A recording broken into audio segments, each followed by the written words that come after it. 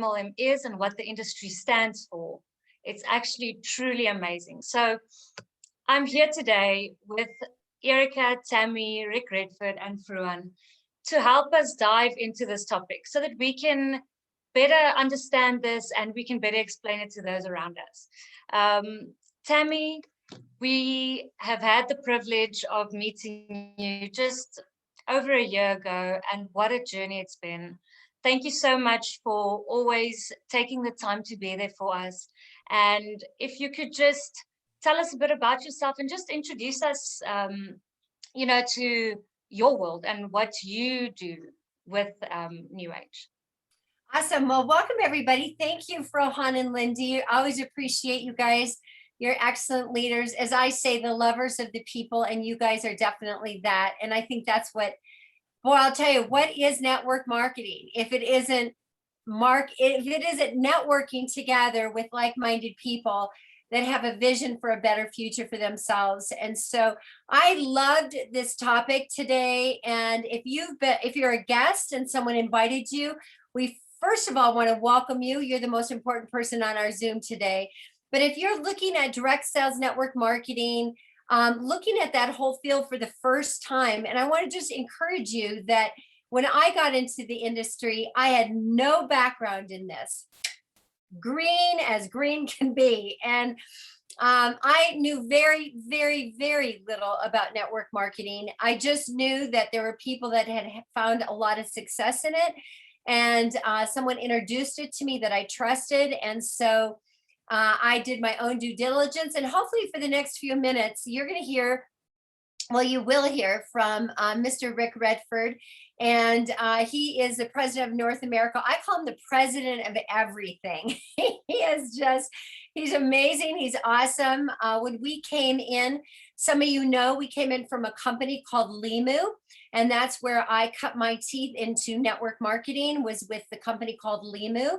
And I've been in this industry for 7 years. And I'll tell you what, nothing has built my belief in this industry like living in this industry for 7 years, not only for myself, but thousands of other people whose lives and health has been transformed because of network marketing.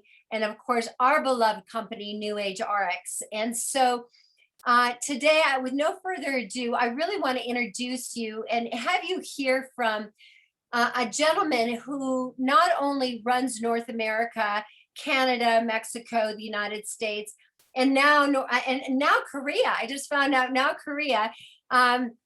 He has a plethora of information and understanding about why network marketing. Why does it work? What is it? What isn't it? And so with no further ado, Rick, welcome. We're thrilled to have you on our Zoom today. Thank you. It's great to be here. Yes. And so Rick has been really a mentor to me, and he has led our whole Limu initiative, and so many of us are right now transferring into a new back office, new app, all kinds of new things that are coming out. But Rick, what I think a lot of people would love to hear from you is that you are the expert in many ways. You have so many years of experience in this industry.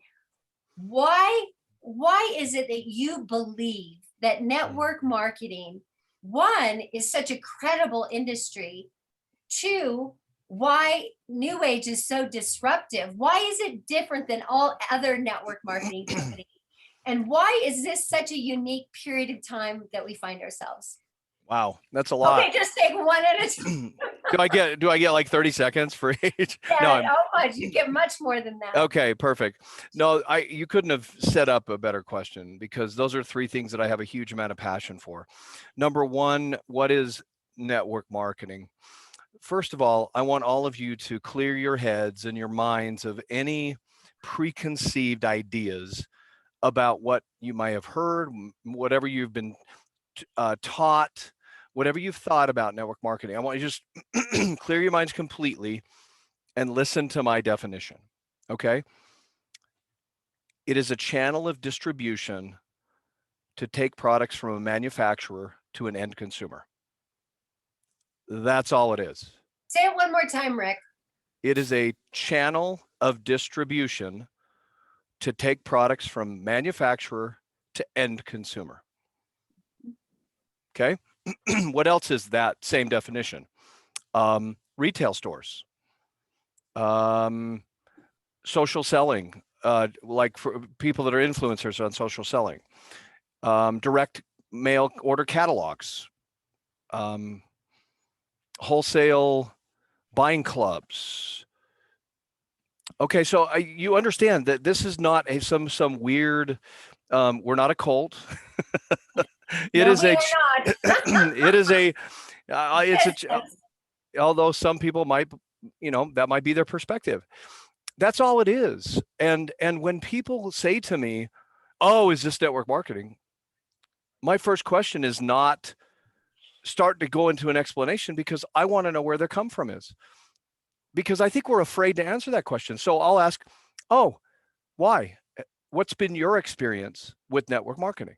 That's great. And 90% of the time, I'm not talking about a like very, very few times has somebody given me their experience. Most of the time it's, "Oh, I just wondered," or, "Oh, I heard, from a cousin's friend's wife's brother's uncle's friend, this was their experience," or nothing that's even firsthand. It's just hearsay that they've heard along the way.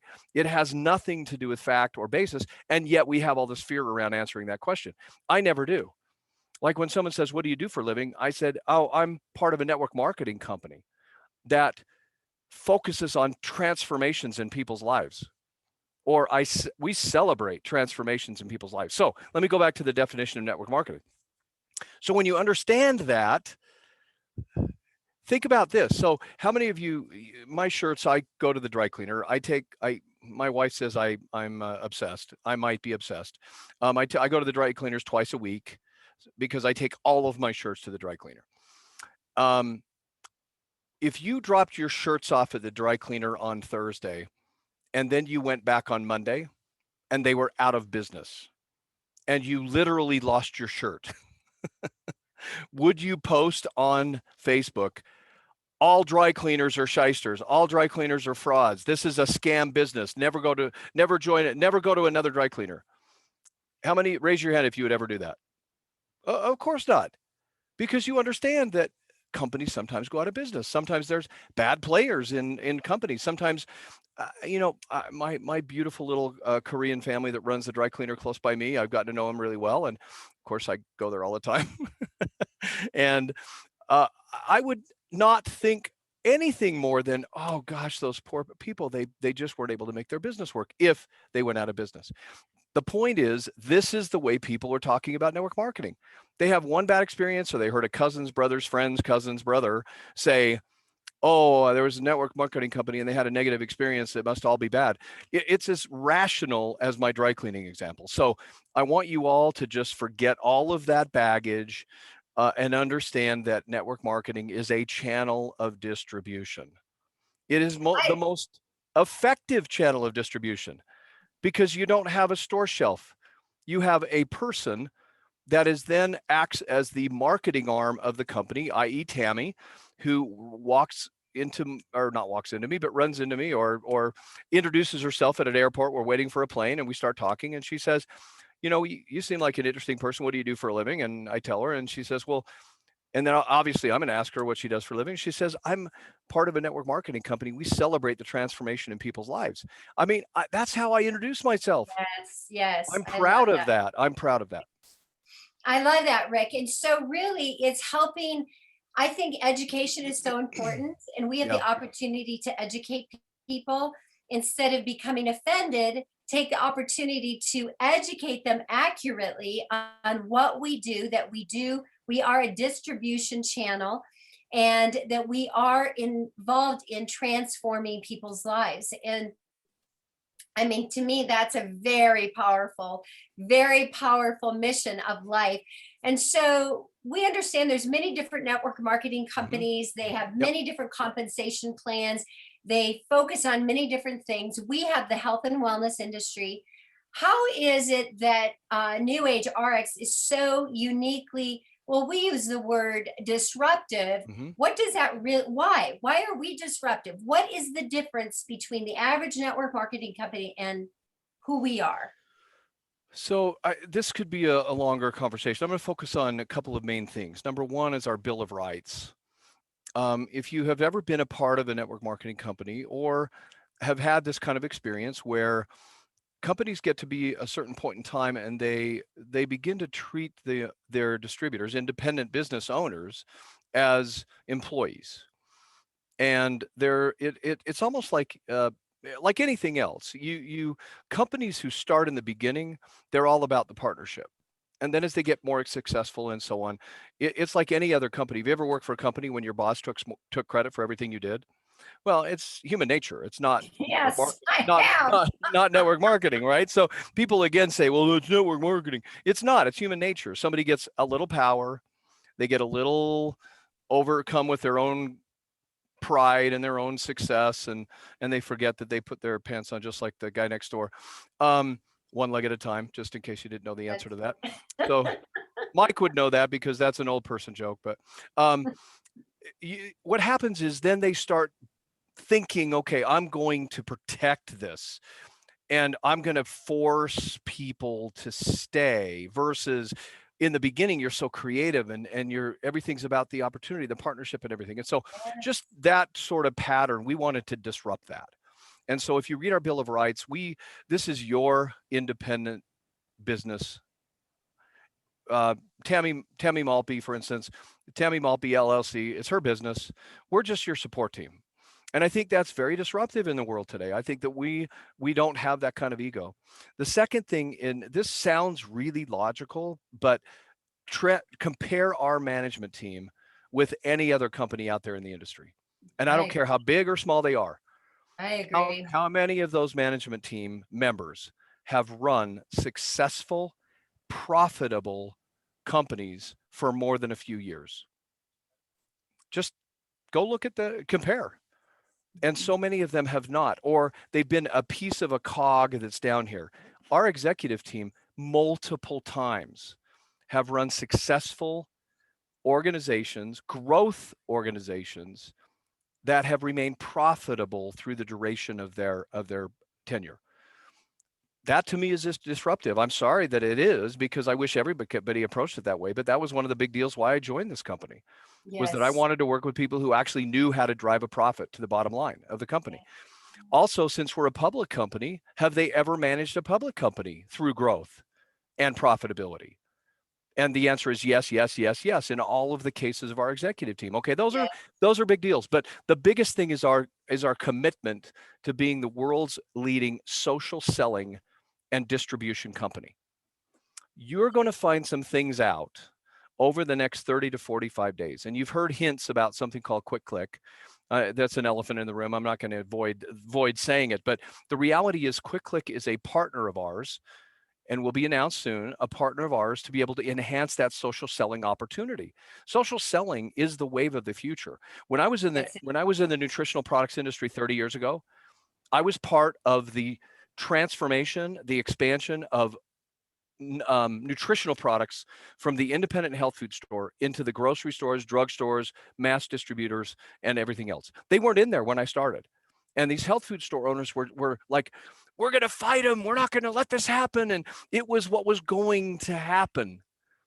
And the ones that bought into it and evolved with it still stayed successful. Those that fought it, I'm sorry, but they ended up losing their business. It's because it's the evolution of business. Whether you agree with it or not, it's just what happens. That's what's happening on our industry. The consolidation of companies, we're leading the charge in that. The consolidation, or the leading into becoming the leading edge of social selling, you'll see things over the next 30, 45 days that will blow your mind about what we're doing to set a new pace in the social selling environment. Not to change our course. We are a very healthy, committed network marketing company. But if the industry is moving that direction, are we going to be like those independent health food stores? Are we going to be more like the ones setting the pace, expanding our view of what that looks like? And that's who we are. Now, the last piece of that question that you asked me in the beginning is, why am I so excited about the future of NewAge? First of all, how many times have you been approached in your life when they say, this is a startup opportunity, this is a ground floor opportunity? And what does that mean to you? It means that there's a huge amount of potential because it's just getting started. The challenge with that is something we used to call in the investment world called risk to reward. Something with the greatest amount of reward potential usually carries with it the greatest risk. True. It is true. Yeah. And so the reality is, when you're getting involved in a ground floor opportunity or startup opportunity, it's normally underfunded, great idea, good people, good products. I'm not even putting them down, but 98% of those go out of business in the first 2 years. And then 90% of the remaining 2% goes out of business the third year. Those are statistics that I just didn't want to be a part of. But I look at NewAge as a $500 million startup company. And what I mean by that is nobody knows who we are. Walk out on the street. I dare you, no matter where you are right now, walk out on the street and the first 25 people you talk to say, hey, have you ever heard of NewAge? Right. And tell me how many of those people will say, oh, I have. It's an unknown. And that's a great place to be with a 10-year heritage on our side, a 15 or 16-year heritage on the Limu side, a 25-year heritage on the Noni side. And you've got a company nobody's ever heard of that has $500,000 in sales a year, profitable. It's unheard of in this industry. It's a crossroads that, in my opinion, I don't think you're going to see again in your lifetime, because it only comes around once in a lifetime, something like this. So why am I excited? I hope you can hear in my voice why I'm excited. Oh, Rick, and I'm so excited with you. I am, because we have seen so much growth. Of course, North America is exploding in growth. We're seeing amazing things happening in Mexico, Canada, and of course, we have many people in South Africa and the Cone of Africa that are on this Zoom, in Nigeria as well.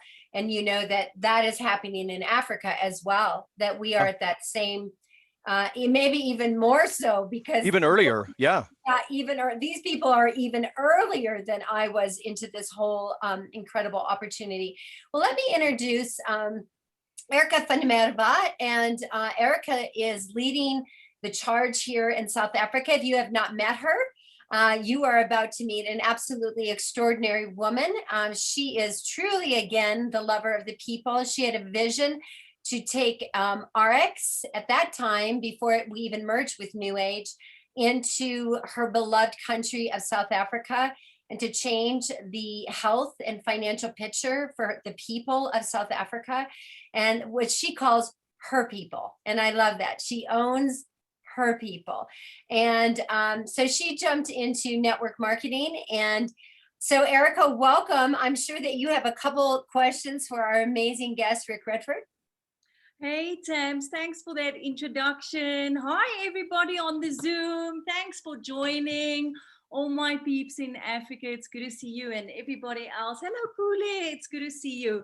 Rick, yes, thank you for sharing that. It sometimes is so wonderful to have a corporate perspective on what is happening, and not only a field perspective. So you spoke extensively about the social selling environment, right? Now, we have a lot of people on this call, Rick, who are so starting out. They don't understand MLM. They don't understand social selling. Where do they start setting up their own individual social selling environments? Where's starting point A? How can they set themselves up? Well, and this is great. I'll give you a little bit of a teaser. We're going to be doing a series of seminars and webinars that teach people exactly that. And so social selling, sometimes people look at that as being social media, which in a lot of ways is the beginning phase of social media. And for those of you who are not savvy to social media, I'm of that age that shouldn't be. Look at so I have Teams, Facebook Messenger, WhatsApp, Zoom, WeChat, WhatsApp, Line, LinkedIn, Instagram, Pinterest, TikTok. So these are all things that my grandchildren know more about than I do. But the reality is, if you're older, you didn't grow up with that as part of your culture. In today's culture, it is everything. It's how they communicate. Unfortunately, you'll see siblings sitting around a table, they're all on their phone talking, even sometimes to each other by chat. And it's just kind of crazy. But so I'm gonna say, from my own old man perspective, social media is a perfect way to disseminate information, pictures, photos, attitudes, energies to a mass amount of people. And to me, that's the beauty of it. It does not take the place of a conversation. Yeah. It should never take the place of a conversation. I've been able to link up with friends from high school, friends from my neighborhood I grew up with. I've been able to link up with people like that. They all know what I do, Yeah. not because I sell it, but because I share it. Not the product specifically. I share the lifestyle. I can't even begin to tell you. I was at a party, it was like a neighborhood party or it was church last Sunday. How many people came up to me and said, "So how is it starting to travel again?" Yeah. And I said, "I've only been to one place." "Oh, but I saw you on Facebook and you were everywhere." That's the magic of social media. But what I don't do is get on and say, blast them with everything I want to sell or everything I want to say. I just share. And if you share something that people like or that people is attractive, then they will respond to you. They'll want to know what you're doing, because if you're happy, there's too many unhappy people in the world that want to be happy. So I mean, I'm so sorry I rambled, Erika, and I appreciate your asking me the question, especially my age. I love it, Vic, because what you're saying is that we need to be okay with doing things differently. And for some people, that's a difficult thing, right? They don't want to be flexible and they don't want to change. And I think it's important just to know that the world is changing. COVID taught us that. So, guys, with this business model, you will not be affected by pandemics. You will be, but not to the extent that the normal business models out there would be, right? And so, Rick, Yeah, set us up for this. I can give you a perfect example.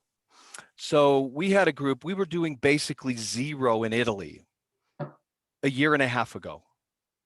Okay. Pre-COVID, a few months, maybe 5 months before COVID, we were doing almost zero in Italy. We had a team join us before that. And during COVID and over the last 15, 16 months, they're doing now $1 million a week in Holy Italy. smokes! And if you know anything about COVID, you know Italy was one of the most shut down countries in the world. That My is the my truth. my son-in-law and my daughter, my grandson lived in Italy for 9 years. He played professional basketball there. He got out just before COVID, like 2 years ago is when he retired. And he's now living in Utah. But all of his friends, they none of the sports teams were playing, people weren't playing, and we went from zero to $1 million a week in Italy during COVID. How do you think they did that? They couldn't have any public meetings. It was all social selling. It was all sharing and then jumping on and inviting people to Zooms. And then the Zoom started growing and the information got out there. Wow. This is what can happen in South Africa, where you're going from very small. You could develop that same sort of thing, but it does take some flexibility. Yeah. And some change, some disruptive thinking. Some disruptive thinking. Well, that's what I kept saying in the beginning. I'm like, it's people who fight it or who say, "Oh, I can't do that." You're right. But You're you can right. learn. But You can learn. but you're right, because you're saying I can't. You're right if you say you can also. The That's reality is it depends on you learning a few new skills. Now, I have children in their 30s and grandchildren that are showing me how to use my phone better. It's just the craziest thing. And in fact, my Me too. I know my almost 13-year-old grandson yesterday was talking, and I asked him some questions about how the best way to get information out on, I think it was TikTok, and he was showing me and teaching me. And the thing is, I was willing to learn because I know that's where the world is going. My point is, we're not changing the future by becoming the world's leading social selling company. We're leading the change that's already happening.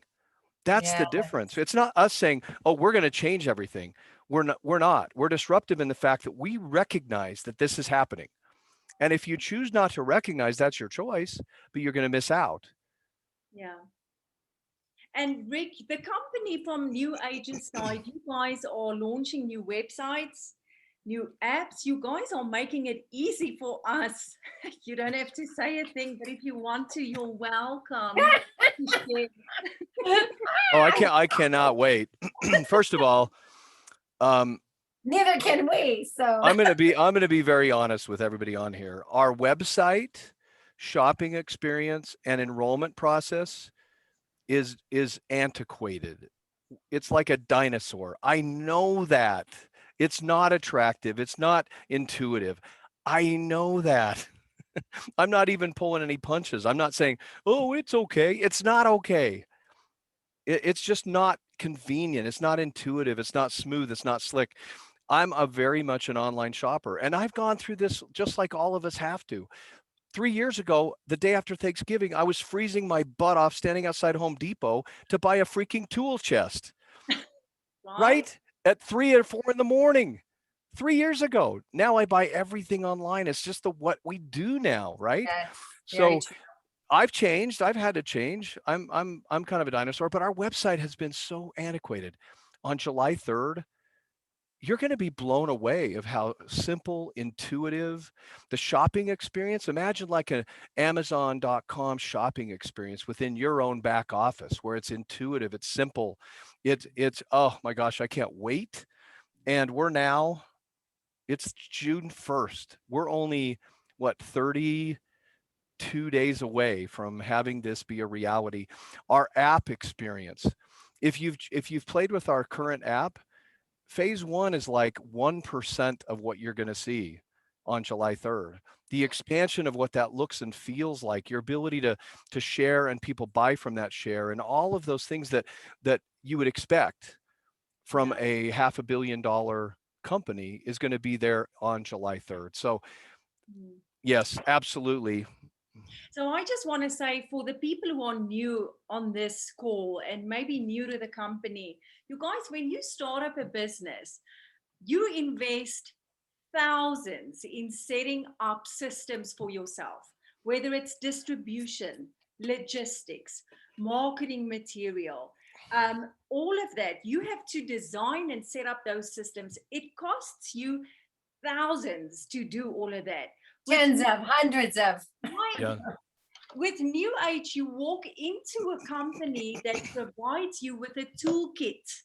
They give you what you need in order to do this business.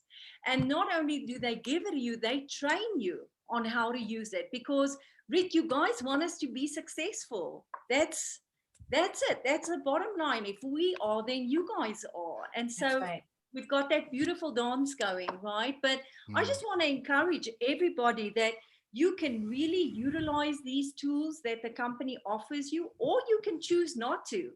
But you want to be disruptive. You want to access and be cutting edge. And for those of you who are comfortable with retail sales out of your house, you can still do that. It's not either or, right?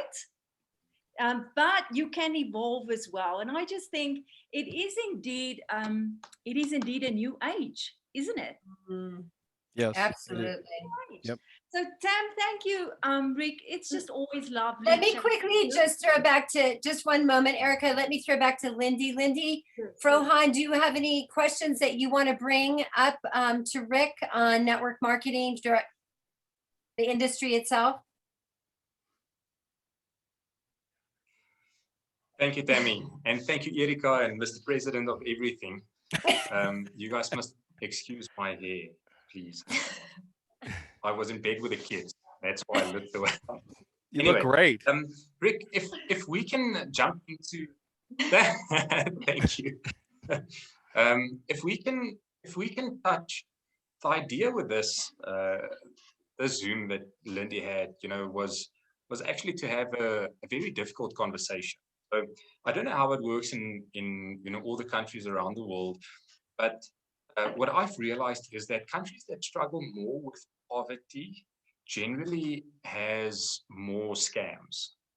So Yes. South Africa being, or the Cone of Africa being brand new, to this team, everyone on the Zoom, no one's been in NewAge for more than a year. Everything is brand new. And a lot of people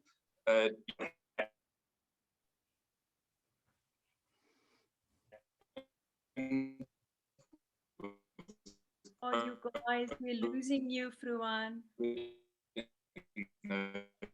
Oh, I think the question that he's asking until he comes back on. Are you back on? I think the question that they're going to ask is, how do you overcome that, Rick? Yeah. How do you overcome when you're dealing? Well, let's just be honest. You deal with Mexico. Mexico, in many areas of Mexico, you're dealing with pretty extreme financial challenges. Frohan, are you back? Yes. Are we back? I've never left. I know. I just meant as your voice back. Sorry, I know they're you're there. working I know. on cables in our area. Mm. So ask your question. Yes. So, okay, very quickly while I'm here. There's a lot of challenges with people that compare network marketing or MLMs to pyramid schemes. Yep. And how would you go about explaining the difference between the two?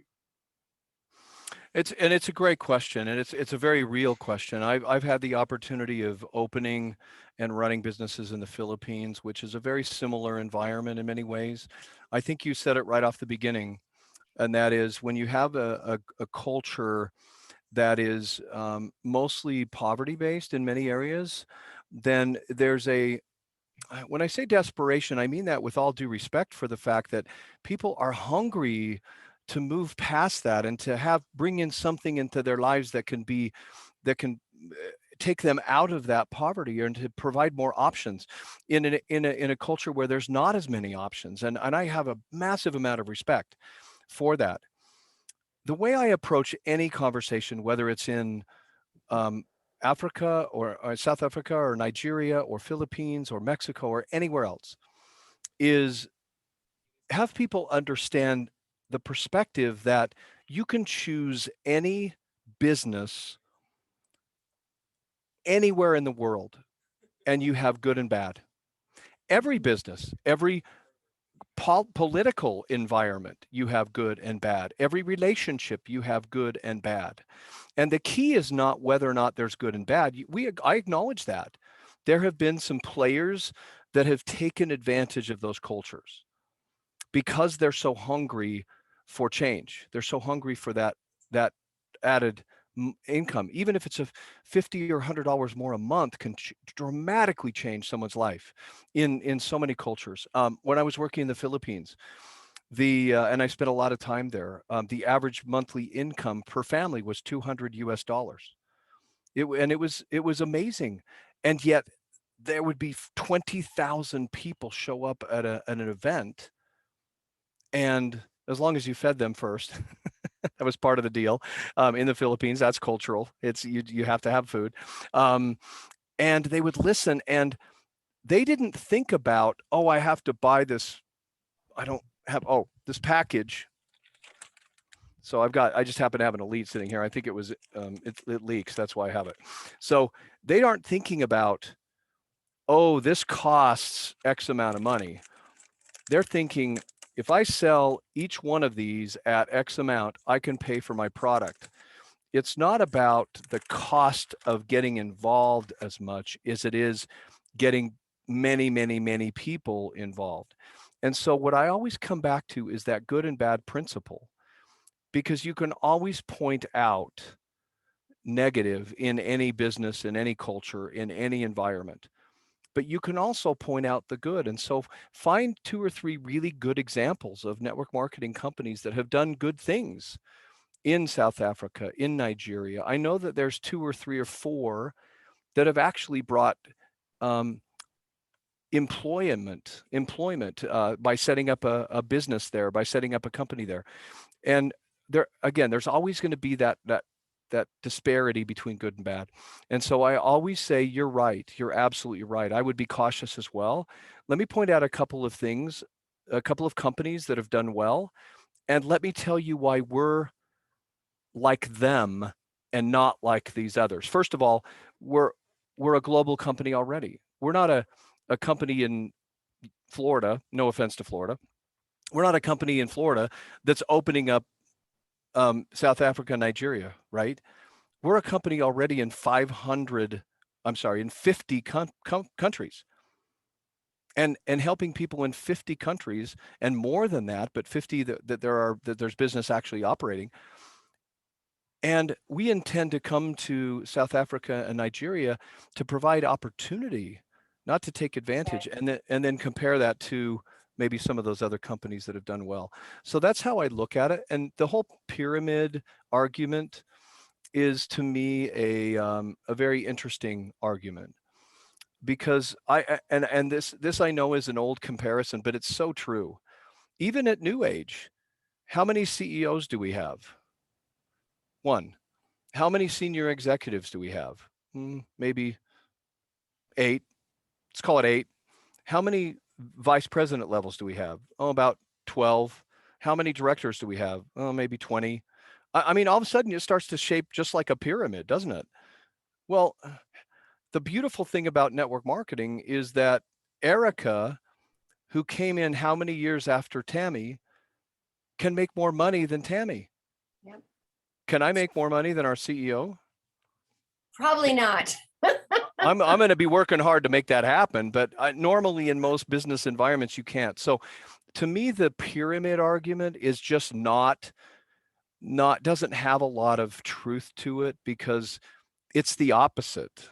People who come in fact, I will tell you this, the top money earner in our company in 2025 has not joined the company yet. Wow. I'll tell you that right now. I can make you that promise. Now, RX was 10 years old.